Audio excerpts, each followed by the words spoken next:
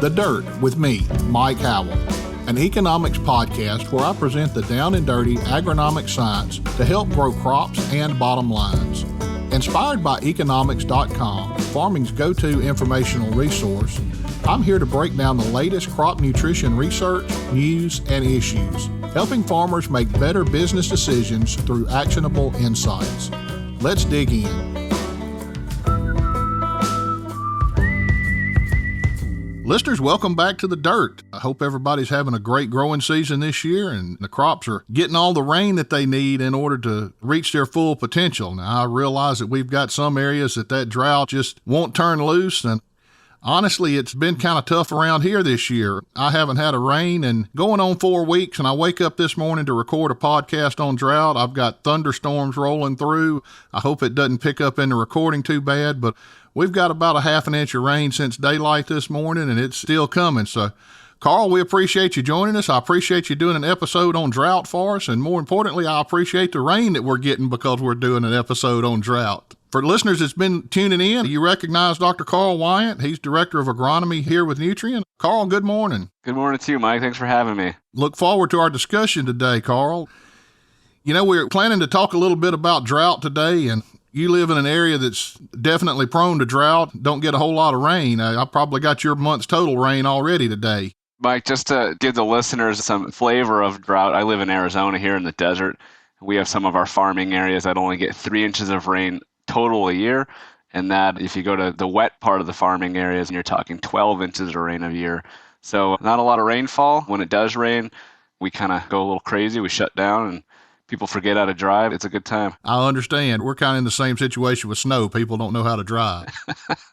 Carl, let's dig in and talk a little bit about the drought. I know some areas are hit harder than others, and you keep up with the drought monitor. Where are the worst areas today for the drought? Yeah, that's a great place to start. When we talked about drought last year on the podcast, about the same time, I mean, drought was really a Western U.S. and Southern Plains phenomenon. We were talking much of the Rocky Mountain West, much of the West Coast, just under crazy drought. I was looking at some statistics, and this time last year, Arizona was under just considerable drought. If you go to California, we're talking 97% of California was in the D2 and D4 stages, so that moderate to exceptional drought. And if you look now, 72% of California is not in any drought at all. So if you can kind of think about the drought, it's picked up and it's moved east considerably. And the places where we're seeing it is still that stuck area in the central plains of Nebraska and Kansas. But you've got to keep going to the east to really find the new areas. And that's the Midwest, where this time last year, we were looking at 75% of the Midwestern area was not in any drought at all. But if you look right now, this morning when I was checking some stats, 81% of that area is in that moderate to slightly droughted area, so 81%. It's been a quite drastic change over the last 30 days. We call that a flash drought, where high temperatures and lack of rainfall can trigger some dry conditions pretty quick. Carl, you talked about it being in the Midwest predominantly right now. Are there some other areas that we're looking at it spreading to? Is it going to get significantly worse over the next few weeks? What's it looking like on the forecast side?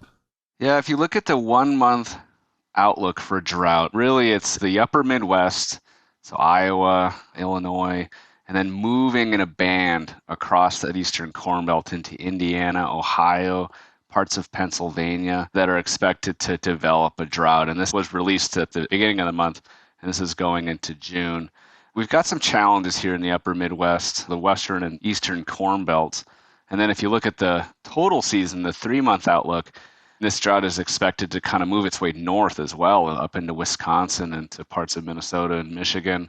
That drought is expected to remain across the I-states. So lots of challenges here, and I think challenges that are coming at a tough time because we just planted the crops. We just got through planting 2023, and we're coming into some challenges early on and some challenges that are expected to remain throughout the growing season.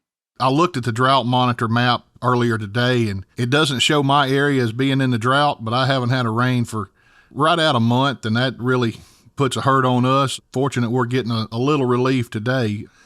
I had a call yesterday from a good friend in North Carolina, and he's kind of in the same situation. He said the corn's about 3 feet tall and about the bottom 2 feet of it is brown already. Not a good situation to be in, but you go a few miles down the road and they've gotten some rain and things look a lot different. It all depends on exactly where you are. Carl, let's move in and talk a little bit about what crops are going to be affected by this drought. You mentioned the Midwest, and we know a lot of corn and soybeans are grown in that area. What else could we be looking at? If we keep our sort of map of where the drought is right now, that Central Plains region where we've just had that drought grip there for a couple of years now, and it's improved substantially since this last fall, but it's still there. So Nebraska, Kansas, and then we move into the western and eastern corn belts and soybean belts. When we look at acreage, the USDA released some statistics just last week showing that of all the acres in the United States, 57% of all the corn acres are under some drought stress right now, just because of that, where the drought is in the Midwest. 51% of soybeans, and then we go back to our Central Plains example, 64% of the sorghum acres, and then 50% of winter wheat. It's quite a wide swath here, and I think there's a lot of listeners here that if you're in that big geographical space of the Central Plains all the way to Indiana, you're most likely starting to feel the effects of this drought. Carl, you mentioned corn and soybeans, and over 50% of each of those crops are in the drought area right now. What's the most critical stage of development in terms of moisture? When do they need most of their moisture? Crops need moisture the whole season, and there's no way to get around that, but you can kind of split it into two separate stages of when you absolutely have to have adequate moisture, and we can split it into the vegetative growth where you're just growing leaves and stems and roots. Then you have the reproductive stage, and that's the stage that pays the bills, right? That's where the yield comes from. Once a crop transitions into those reproductive stage, so flowering for soybeans and tasseling for corn, that is when drought stress really starts to impact your yield. And you're talking about daily yield losses of up to 10% for corn when they're under drought stress during those pollination stages or tasseling stages. So we got a little bit of time in some of these states to hope it rains, like maybe you did this weekend, Mike, and talked about drought and then all of a sudden it rained. Maybe everybody who's listening, go wash your car a couple times. That usually seems to make it rain. So early on, we have some drought stress, but those early vegetative stages don't use nearly as much moisture per day in the soil, so they can get through this with hope and some prayers. But it's not until those later stages when it really starts to have that a big impact on your yield and on the bottom line. Yeah, and early on during the vegetative stage, it's really not such a bad thing to be at a little deficit on water. It'll make those roots go down deeper and start probing out more moisture. That's one thing I've learned over the last few years. We don't want to start any kind of irrigation too early and shallow those roots up so that they can't get what moisture is in that soil. Carl, we know the effects of the lack of water on the plants. It can't survive without the water, but what about on the nutrients? How's nutrient uptake into the plant affected with lack of water? When we're thinking about fertilizers, and then I'll move into some comments on manure and compost use, and then I'll end up talking about nutrient uptake. Anytime you have a fertilizer, you have to dissolve that in water. So if you are using a lot of dry fertilizers like urea, your muriate of potash, MOP, or even 1152O in your plan, or even AMS, ammonium sulfate, you have to take that little solid piece of material and dissolve it in water. And that's the first step. If you don't have any moisture in the soil, and I'm sure some of the listeners have experienced this in really dry years, the fertilizer will just sit there and it will stay in the prill form or the granule form, and it'll just hang out because it's not dissolving. There's not enough water to solubilize it and separate the cation and the anion, which is what you want. Let's just, for argument's sake, we've dissolved the fertilizer, and now we've got to get it into the crop. And this is where some challenges can occur with just some of these fertilizer nutrient uptake pathways, or just nutrient uptake pathways in general, where we have to get nitrate into the roots. Nitrate can be problematic under dry conditions because nitrate moves through the mass flow mechanism. So it's moving through that soil moisture stream up into the plant as that plant transpires. And so there's not enough moisture, or that crop is limited its ability to do transpiration. All of a sudden you can have a nitrogen uptake problem, and potassium to a lesser degree can suffer through the same problem. If you look at something like phosphorus, that doesn't move through mass flow as much. That moves mainly through diffusion, but you can have some issues with just solubilizing your fertilizer with phosphorus materials. I wanted to talk about manures and compost because in this process we're driving decomposition. If you went out and spread a bunch of manure or compost and it's really dry, Now you can have a similar issue. You're not solubilizing these materials. You really are relying on those microbes to decompose. Microbes don't like to decompose materials in the absence of moisture. So you can have your manure just sit there and hang out, and your crop won't receive the nutrients if it's too dry to run that decomposition process. Carl, what about liquid fertilizers? Does that just take away the step of solubilizing and everything else the same, or is there any other steps if you're using a liquid fertilizer? One advantage of liquid fertilizer is that it's already in water. The water's included. You've already dissolved it. You've already solubilized your material, so they don't have that first stage. So that can be an advantage if you have an opportunity to use liquid fertilizers to really kind of cut that first stage out, get it into the soil, into the root zone, and it's already ready to go. That can be one advantage of using liquid fertilizers. The disadvantage is the amount of nutrients you can deliver per pass is not as high as the dry fertilizer. Depends on what you're trying to do and what kind of problems you're trying to solve, whether you choose those liquid or dries. All my life, I've heard an old saying that everybody complains about the weather, but nobody ever does anything about it. I know we can't go out there and physically make it rain. Some growers have the luxury of being able to turn an irrigation system on and get some water to the crop that way. But in the absence of that, what can growers do about this situation? Is there anything they can do leading up to it to help the crops better withstand this drought? I mentioned the go wash your truck a couple times, and that'll maybe make it rain. Maybe that's step one. And listen to this podcast. Maybe that'll help with drought, trigger some rain in your area like it did for you, Mike. Kind of coming into this, one of the choices you can make is that variety selection. You have a tremendous choice now in the market of what variety of corn you plant, what variety of soybeans you plant, etc.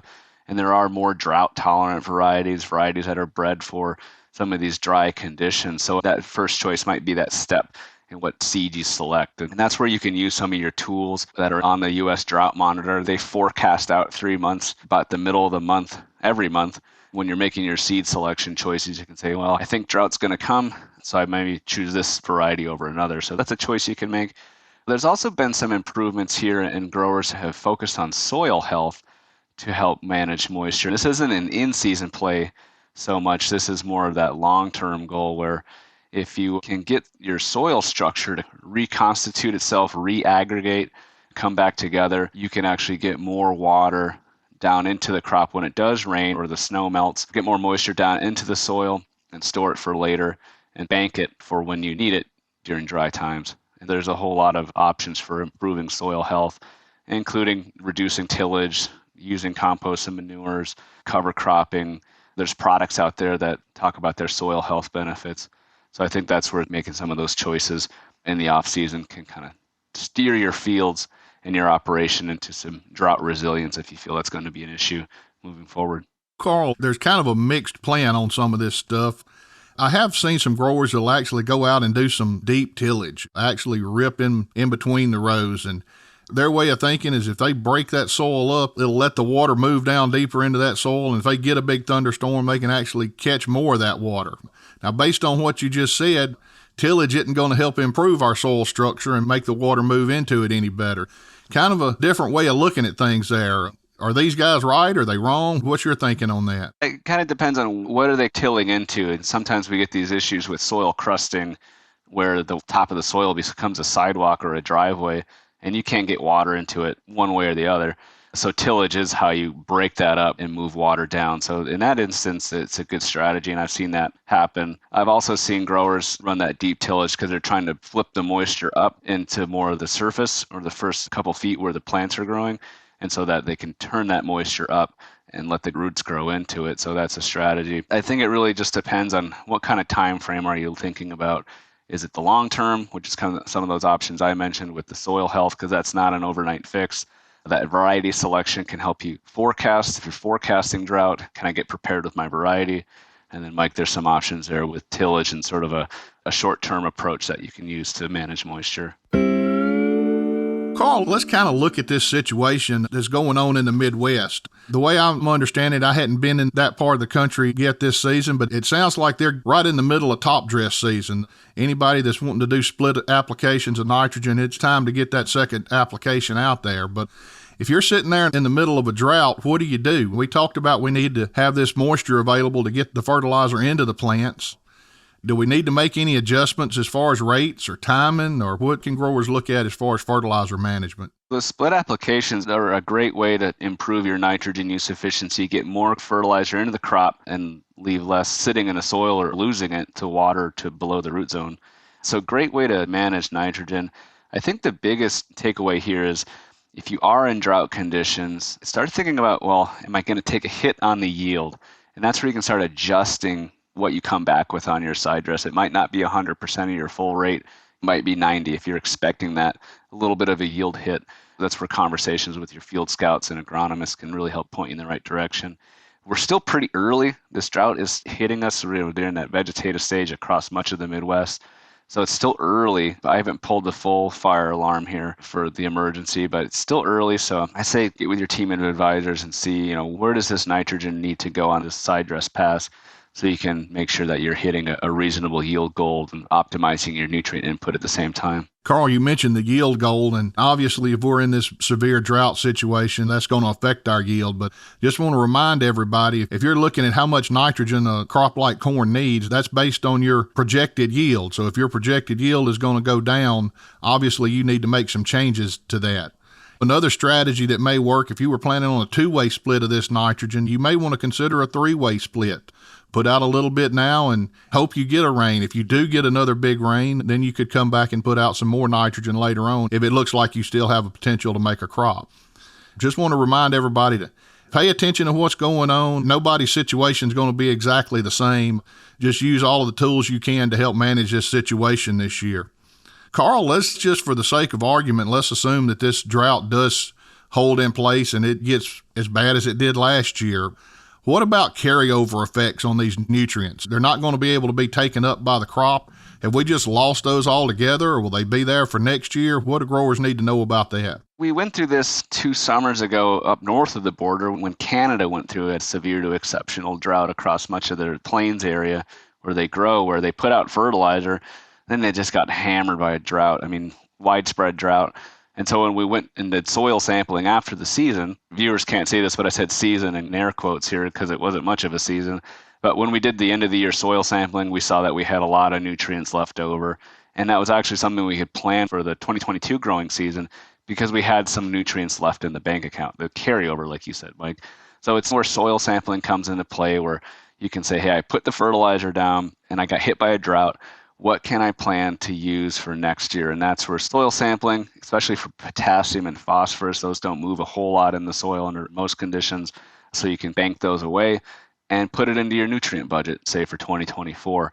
Nitrogen's a little trickier because soils love to lose nitrogen, whether it goes up in the air as a gas or it leaches below the root zone with water, or it leaves the field through some erosion event. So it loves to stay off the field.